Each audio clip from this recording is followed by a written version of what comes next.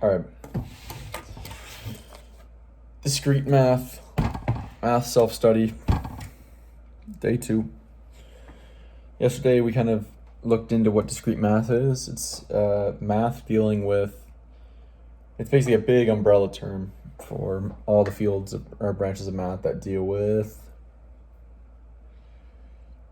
discrete structures. Non-continuous is another word for discrete.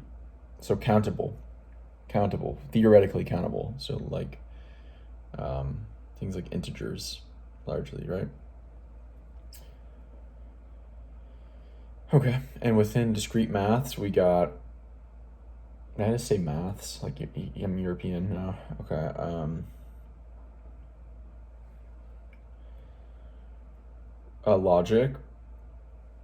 Logic, set theory, proofs. I don't really know. Number theory, discrete probability, graph theory, trees and something. Anyway, that's some of the stuff in discrete math. And the first 2 chapters in this book are on logic. 2 types of logic I kind of looked into, and they're basically, the first chapter of this book is about compound statements, and the second chapter is about qualified statements, maybe. And basically they're both sub branches of logic, and the first one kind of is called, it can be summed up as, it starts with a P. Dang, I'm forgetting what the compound statements is called now in logic. But the qualified statements is predicate logic, I believe. Proactive, prolon, poro, para. I know there's got to be like a vowel and then an R. Maybe not. What do we got? What do we have here? Propositional logic, okay? I want to just jump in today, I'm not going to lie. I want to start with propositional logic. Chapter 1 of this book, it's the logic of compound statements.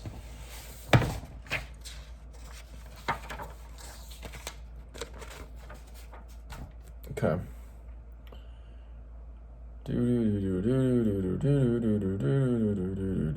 So there's 3 sections, basically.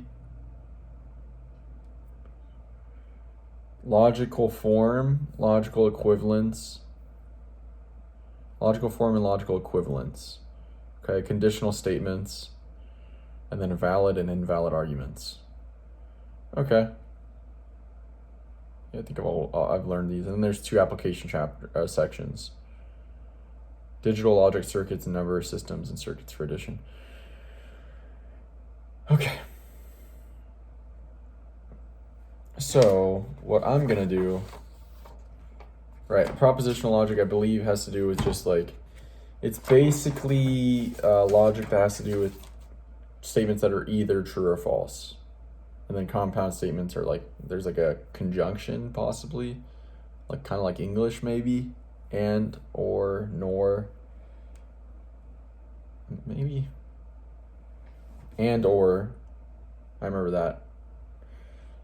And there's symbols for that, but let's start out.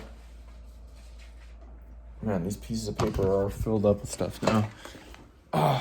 So we'll start out by basically writing out, you know what? Yeah, first we'll write some questions down.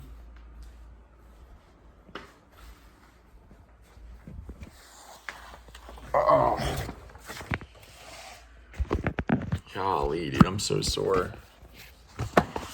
All right.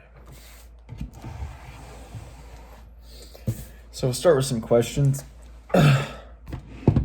So what is logical form?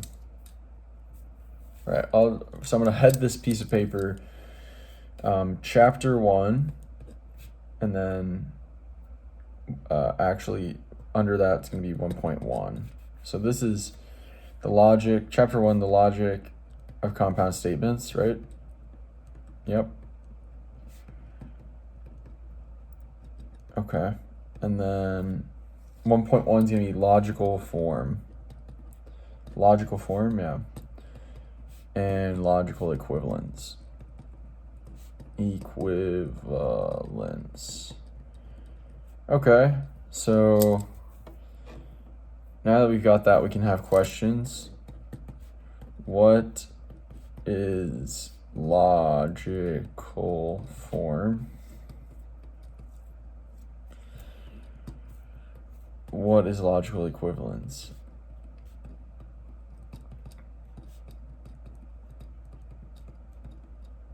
So I'm already thinking logical form is just like how the statement's structured. And logical equivalence is like basically two statements that are different statements, but they have the same logical like meaning. They're either both maybe true, both false, something like that. So now what I'm gonna do is I'm gonna read some of what's under this section, like the subtitles. Then I'm gonna start flipping through through the section. It's 16 pages, and let's start there. So as I was flipping toward that first section, I saw that there's actually a preface to this textbook. And so it's only a couple pages. I don't think I'll need to really read the acknowledgements, but let's just go ahead and start reading the preface, and then I'll review this or active recall as I go. All right, so I've read the first half a page of the preface, and it's pretty dense. But I'm very glad that I started to read it, because basically I read the intro paragraph, and then there's 3 like subheadings that I read. Basically, it gave me a much clearer understanding of or picture of discrete math, and it kind of did so by kind of posing discrete math as like separate from or like juxtaposed to calculus. So basically, discrete math is different than calculus because discrete math has to do with non-continuous processes, and calculus has to do with continuous processes. And it was pretty cool because it was like calculus underlaid, or basically the technology and innovations of the Industrial Revolution were underlined by calculus. So calculus was like needed to develop the innovations and technologies of the Industrial Revolution, whereas discrete mathematics was used and is used and underlies the computer age, the technology of computers and computing. So that's pretty cool. Like, this is probably some pretty powerful math then. So then it got into, what did it get into? Second thing it got into is induction and recursion. The third thing it got into was combinatorics. Isn't that funny that the one that seemed the easiest is the one I don't remember right now? What could it have been about? Logic and proofs. That's what it was about. Okay. Basically, it was like in an intro. This is an intro book on discrete math, and one of the goals of being in an intro course on discrete math is to develop the students' ability to think abstractly. And they say logic and proofs have to do with that. That is like thinking abstractly, and I'm kind of thinking so. Thinking logically is basically taking these statements and then abstracting from them. You abstract them into like logical statements. You take a statement and abstract it into logic. That's how I'm kind of thinking of it. And then proofs is like reasoning abstractly from definitions, I think. Okay. Then it got into induction and recursion. And recursion is this word I keep seeing now that I've seen in this book, and I still don't know what it really means.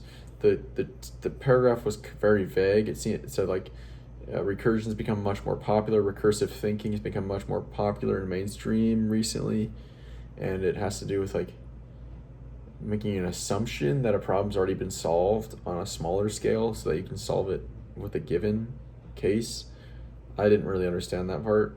That will have to be more fleshed out, but somehow I think induction is then used to in recursive thinking, mathematical induction. Okay, and then what was the last thing? Combinatorics. So combinatorics is always also a word that I've seen, didn't really ever put a definition to. Basically, it was said the definition of combinatorics is basically the math of counting. The math of counting and of like positioning, I think. Placement and positioning. So I'm kind of thinking permutations and combinations are part of combinatorics. So I think that would make sense. But basically said like combinatorics underlie almost every field that uses applied math, from like all the sciences, biology, physics, chemistry, economics, social sciences like economics, even business management, business or administration, business analytics probably is what they used. Business, applied math, yeah. So combinatorics is super important for that stuff. Okay, let's go back in. Diving back in. Hey, Reed.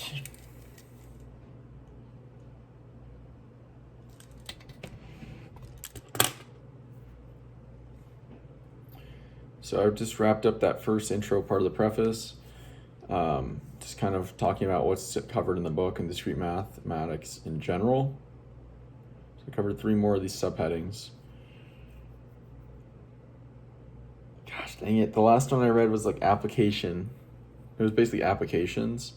Basically was saying like math is best studied and learned when used to broadly applied, like when you the concept you're learning is broadly applied to different like real world and different just hypothetical situations. This helps to learn math the best and to apply it the best. And it kind of just said like one of the most interesting things about math is how some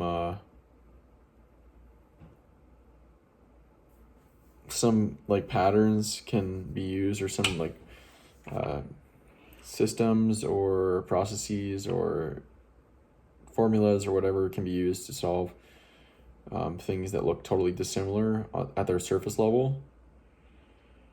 Then they talked about discrete structures again. So what is a discrete structure? It said basically discrete structure is something that is finite or is countably infinite. There you go. Okay, I've kind of circled around that for that past day. And then they talked about seven discrete structures that are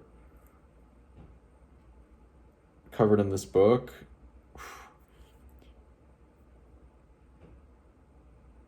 Boolean algebra, sets, graphs, trees. I don't know. I didn't recall that one. I marked it down. Sets, graphs, trees, Boolean algebra. In that section, they talked about isomorphism, I believe, and it was basically a graph or a structure that looks the same, except for the way it's labeled. I don't know, dude. That one was... Man. Hopefully this is leading to good learning, because I'm like... Do you know how little I've talked about math in my life? Like, so little. So this has got to be good.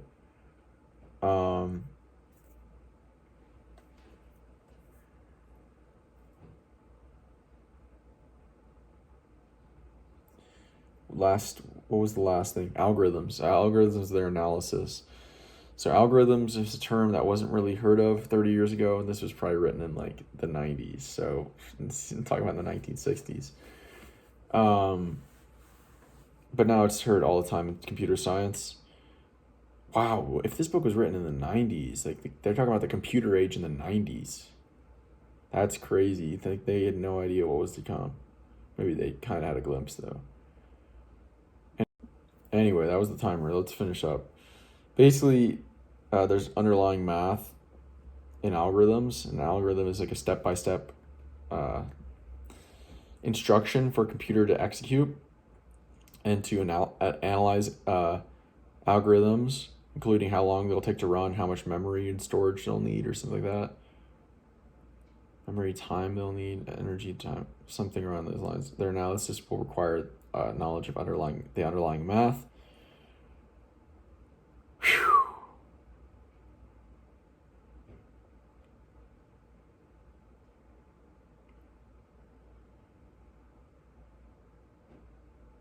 Okay.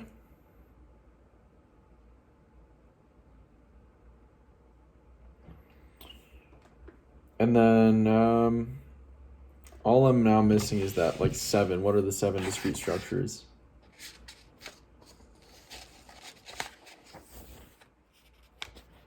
Sets, graphs, Boolean algebra. Yep. Functions. Relations. Functions and relations. Okay, classic. And then something I've never heard of. Finite state automata. Automata. There you go. Automata. Okay.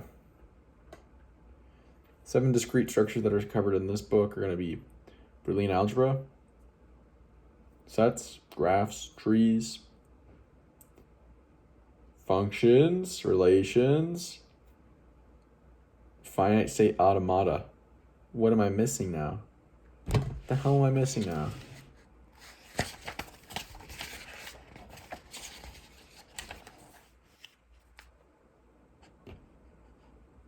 One, two, three, four, five, six, 7. What are graphs, sets, trees, Boolean algebra, functions, relations. Oh, finite state automata. Did I just count wrong? I just counted wrong, I think. Okay. That's it for today. We're now into the preface of discrete maths. Probably a couple more days of preface, and then we'll be into logic, propositional logic, logic of compound statements, and that will be fun. And yep. All right, I'll talk to you guys later.